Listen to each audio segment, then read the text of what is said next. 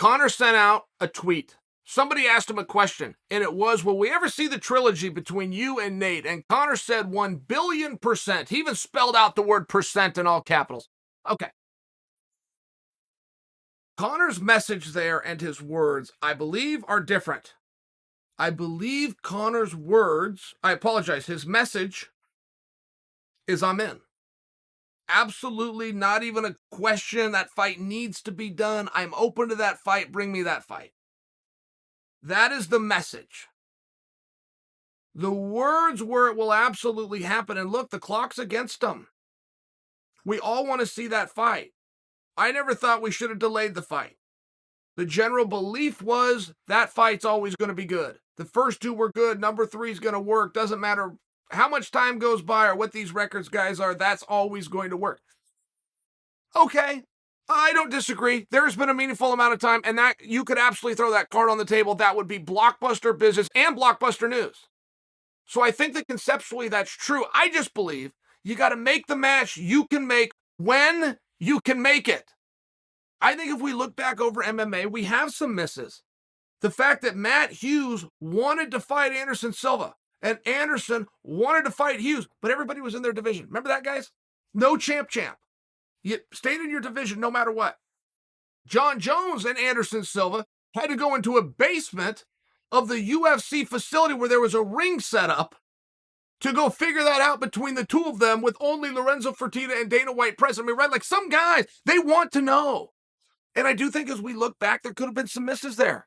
I'll throw Anderson into it a third time, George St. Pierre. Right? I mean, there was some matches that if we look back, it's like, gosh, I wish we could have had them. Wish we could have seen that. Conor versus Nate. If you don't make it, I mean, in all fairness, because, guys, Conor's saying a couple of different things. He's saying his first fight back is going to be for a championship. He's then guaranteeing that he's going to fight Nate. If I'm to put those together, which takes a little bit of liberty by me, but he's saying he's going to fight for the championship, then he's going to fight Nate. Do you see the problem? If Conor wins the championship, Nate isn't getting a title fight, just by example. So if Conor's saying he's going to fight for the championship and then he's going to fight Nate, he's saying I'm going to lose the championship, which Conor McGregor most definitely would not say. This is where I'm sharing with you the meaning and the words don't align. But the theme is there. The theme is there to the point of percent being spilled out, not just being 10%, 100%, or 1,000%. It was 1,000,000,000%. But that's an attitude by Conor saying, I want that fight. I will do that. There'll be no problems on my side. Call me. Have a date, have him all show up. That's what Conor's saying. And now, as Nate's story is playing out a little bit, which is that Nate has one fight left on his contract, that he's being offered some stuff that he would need released and clear from that contract to be able to go and do.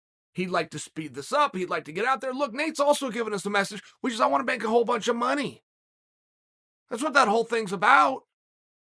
Some ways these guys serve each other right now. Hey, Nate, I can't let you go.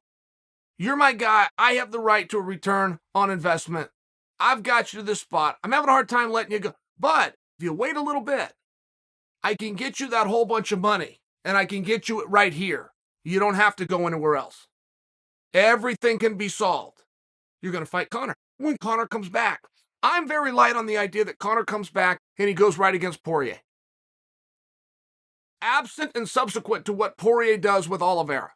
If Poirier wins the championship, I feel confident, not certain, feel confident in telling you guys it is not going to be Conor versus Poirier. For the same reason I laid out for Diaz, I just don't think the championship match is in the cards presently. If Poirier loses and turns up the gas and starts going after Conor, right, but you've got some moving parts. This is the problem when you try to wait to make something, and it comes back to my philosophy. You got to make the match you can make when you can make it. Poirier is now saying he's going to leave the division.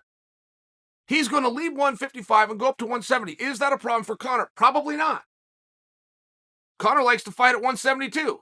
Conor coming back off of an injury, he's probably going to be running a little bit less. He's probably going to be a little closer to 170. But does it disqualify him? Is Conor on a title run? Does he want nothing but the belt no matter how he has to go through, right? It depends on the day that you talk to Conor. Sometimes he's just pissed off and he just wants to fight, but some days he's a little bit more calculated and he remembers what this is about, which was the championship, and you never know. You get one answer on the weekend, you get one answer on the weekday. You get one answer today, you get a different answer tomorrow. So it's very hard to pin him down, but it does seem as though everybody here, Conor who wants Nate, Nate who wants a whole bunch of money, and an organization that's a major card to play, that they've waited. It seems like if they all come together, now is the time.